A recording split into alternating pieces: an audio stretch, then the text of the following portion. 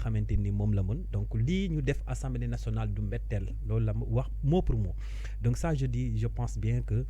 loolu aussi c'est un cliché boo xam ne def na ko à l'endroit de la société bi nga xamante ni ñoo leen fal parce que aujourd'hui jox nañu alerte ne xam ngeen ñu li ñu man ça veut dire tout simplement ku ñu falati nañ xool ndax li mu man méngoo na ak lañ koy doyee au niveau de l'Assemblée nationale ou au niveau des institutions donc je pense que am na solo au-delà de ça bu ñu ñëwaatee ci procès bi après dans peu de temps d'ici là on va dinañ ci xuus pour ne pas aller à l'avance danser avant la musique madame xam naa ne di nga ci monsieur le juriste xam naa ne di nga ci ñëwaat voilà comme yow toogaayu juriste nga siy toog rek te démb analyser woon nga peut-être lu ko ci mënoon fekk ba nga wax que ni yeneen daan mën na ko cee fekk ba andil ko ci leneen donc nii mu bañee ne du wuy ji du dem et il va toujours garder ses postes juridiquement lan la ci yoon wax oui c'est vrai bon loolu bu fekkoon ne ko ñu condamné rek ne la da nga war a joxe amende wala da nga war a verser des dommages et intérêts nga bañ konoon la justice n'aura plus de sens donc loolu kenn amul la possibilité parce que toujours force reste à la loi c'est à l'exécutif à travers ses moyens comme adresse légitime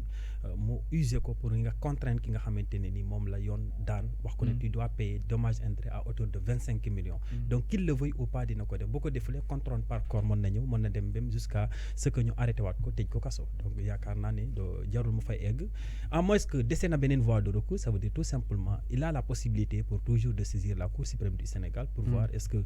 la Cour d'appel a bel et bien appliqué la loi ou pas mais au-delà de cet recours-là bu ko defulee dina fay li nga xamante ni mooy dommage intérêt wala yoon yéegaat kawam. ñoon yéegaat kawam kon la charge sera encore plus lourde. tout à fait parce que moom dina ko jaral mais d'après ses propos ak ni muy waxee ak ay jëfam parewul sax pour wax li yoon digle mais politiquement aussi parlant ndax dina ko jaral ba ñu koy daan yeneen daan.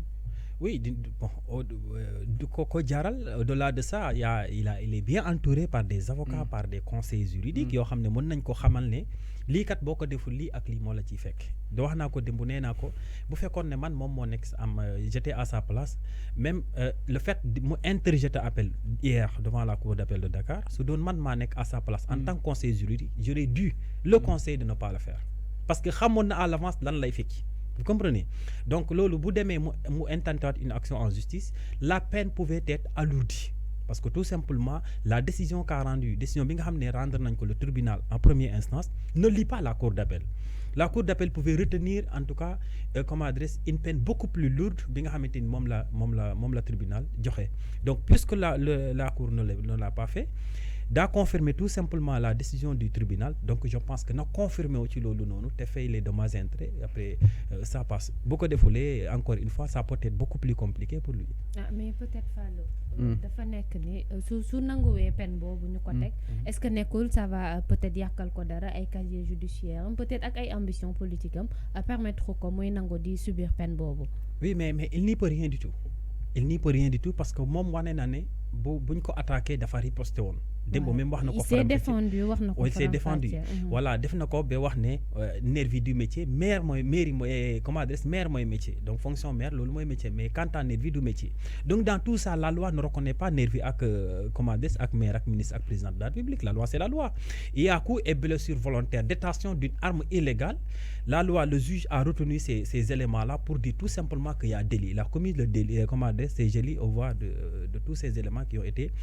regroupés donc partant de ce principe-là, il a été jugé et condamné. Donc, la condamnation, bi li ci des kay moy que ne mom mu rangé wu té nangu li nga xamanteni mom la tribunal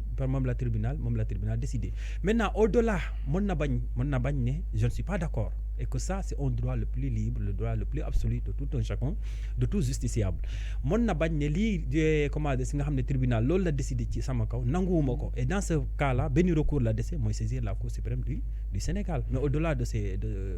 voies de recours bobu noonu voie de recours yëpp dañ daal di épuisé wu te bu boobaa dañ koy contraindre à ce que mu nangu la décision qu'a rendu le juge. Alors justement Abdou mais est-ce que moom statut maire am exactement war na mën may na ko daal di koy teg loxo ak li nga xam ne moo di statut député parce que comme plusieurs ils sont protégés seen immunité li nga xam ne que moo di parlementaire exactement. Alors par rapport bien sûr à cette amende bi nga xam ne dam neen du ko fay démb wax na peut-être su ko fayul dañuy daal di egg si nga xam ne moo di contrainte par corps. Alors est-ce que war na mën a egg si situation